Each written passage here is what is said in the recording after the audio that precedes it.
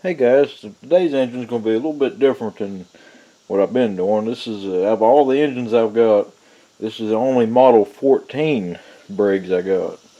So I'm calling this a rare engine because it's the first one I've ran into. The Model 14 Flathead is not even on my check chart, my torque specs, anything.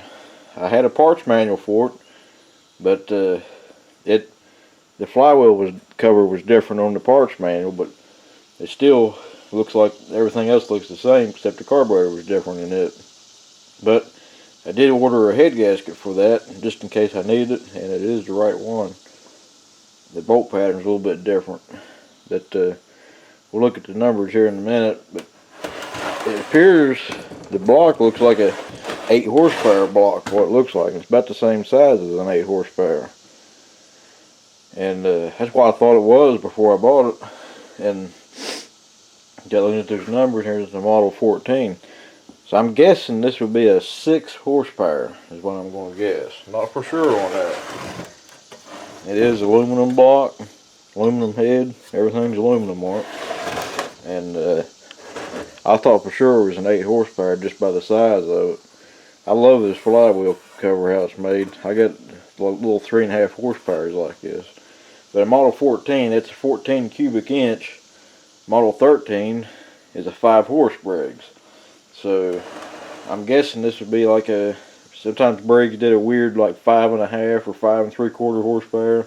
It could be that, or it could be a 6. I'm not real sure. If anybody knows for sure, I'd love to know. But the model number is 140202. The type is 0132-01.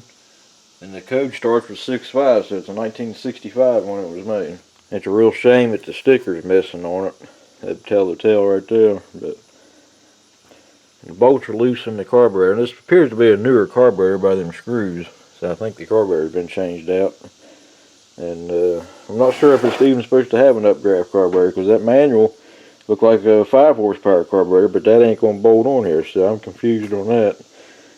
It didn't have a muffler, just standard 3/4 pipe thread, like an 8 horse would have. I gotta fix the plug wire. It's just kind of stuck in here, so I might just have to change this out. There's not much slack in the wire, so I might just have to re-crimp this or something. I don't know. I'm gonna look at that here in a minute and figure out. It does spark. I did spray a little bit of carburetor cleaner in here and got it to run just a little bit to see what it would do. And the recoil was screaming, so we're going to have to pull this off and oil that. Maybe we can look at the coil and stuff and get an idea too of what this engine is.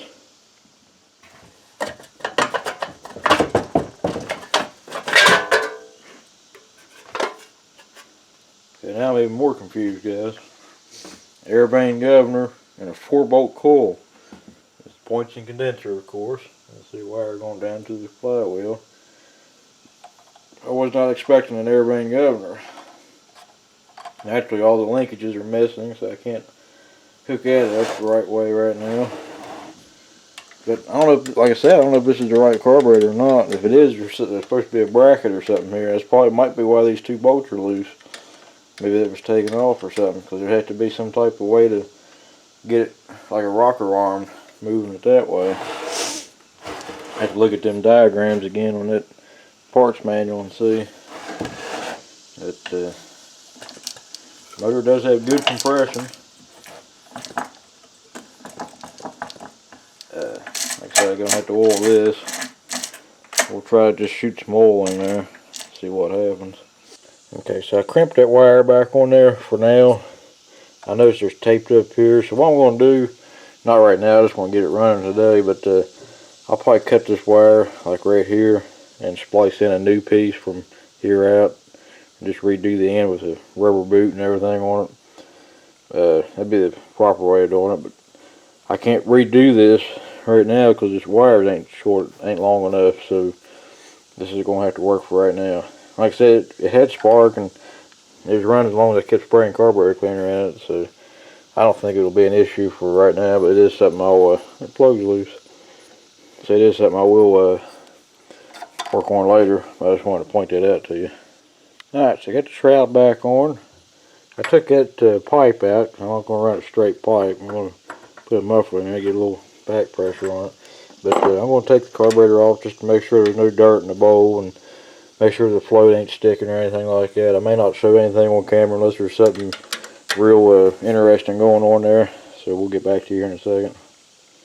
Alright, get the carburetor back on. The gasket was torn up and the needle valve was kind of wore out. So I changed that out, and the gasket was missing up here. So I put that in there and put a spring on the throttle since all the linkages are missing.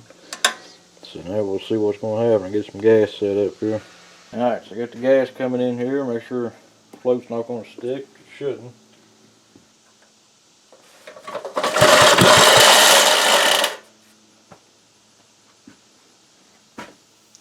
Well, the rope broke. Let me fix that. Alright guys, so this spool is different than your newer type. It's all metal. And it just catches on the piece on the spring there. I would clean all that out, but I'm afraid I'll mess up the spring, and I don't want to fight with that if I don't have to. I just wanted to show you how this spool is made, because most of your new ones are all plastic and everything. It just catches on that little tab right there, the spring does. Alright, so I got a nice pretty new rope in here now.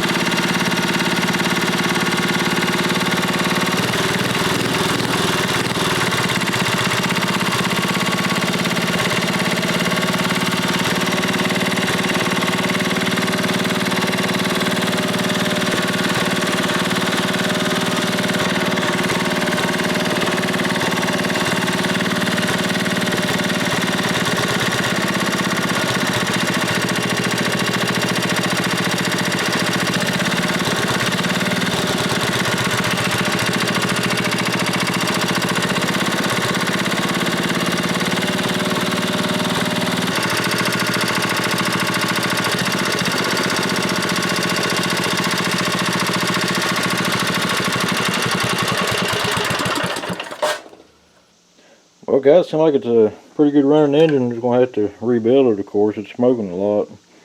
Sounds like a rod knocking too a little bit, so I'm going to have to probably put a rod in it and maybe a new piston too while it's apart. Have to figure out if it's aluminum bore or cast iron bore. It's probably aluminum bore. I think there's supposed to be a shroud here too on top of the head there.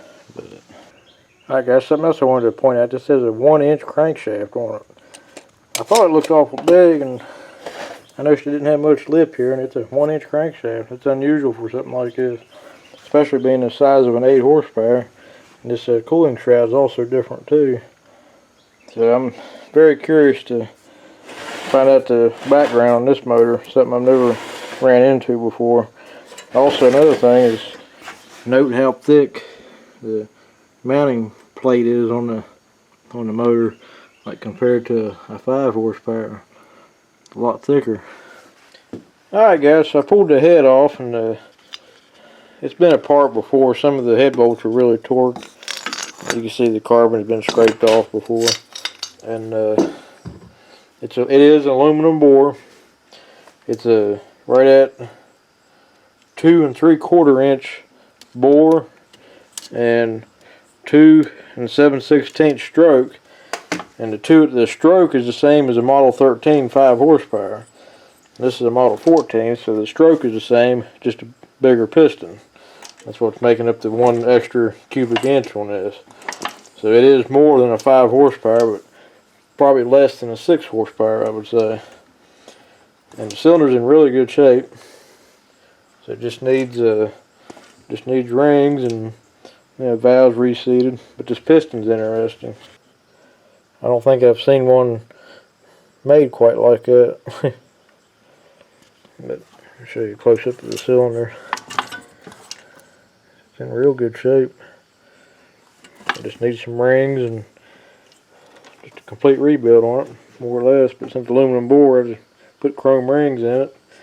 And they actually had oversized chrome rings available for this, so I'll probably get a 10,000ths and file them down.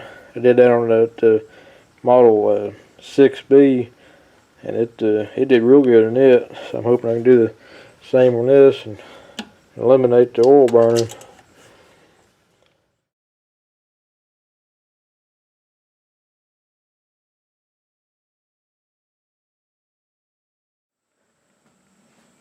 Alright, so I figured instead of making a separate video, I'll just go ahead and put a little bit of this one on here too. This is the 65 model, model 14 Briggs. It don't have spark and it's missing the carburetor, so I'm going to pop a cover off and pull the flywheel off and see what all we're going to have for it. So I'm going to do a little bit of this off camera. I'm going to wait and just show the problem on the camera. That way, speeding the video up some. But if I run into something interesting, I'll be sure to let you in on it. Alright, so this is the only one I've ever took apart that's had this extra fan on here. Like this. Then they had a homemade screen that was on there. I'll probably leave this part off and just leave it like this. I may decide not to put this back on either. I don't know yet, but it is different, so I might go ahead and keep it on there and just be careful with it. But this one does have the 4-bolt coil just like the last one, the other one you seen. I had to take the recoil off the shroud in order to get it all off because of that screen and that fan.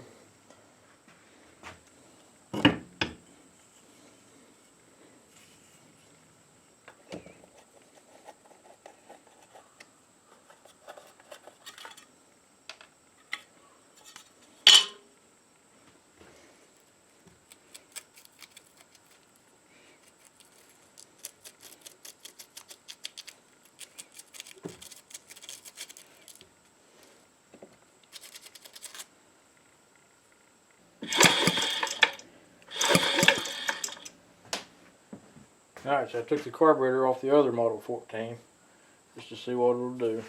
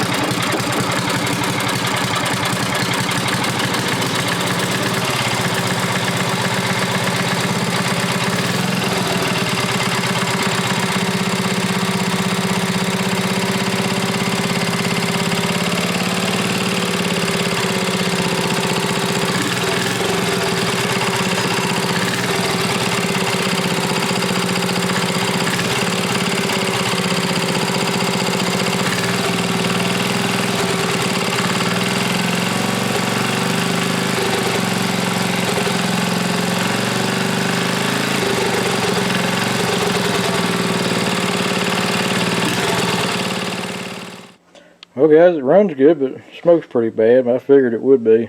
It don't have a real good compression either, really. But I just wanted to see what it would do.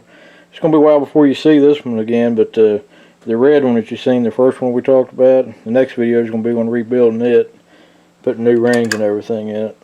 So you'll see what's involved on rebuilding that one in the next video. So, also note that I was able to hook the air vane governor up on this too. You can see there. That's why it was staying idling so well. It wasn't trying to race or anything. If you got any questions or comments, feel free to leave a comment below and I'll get back to you as soon as I can. So thanks for watching.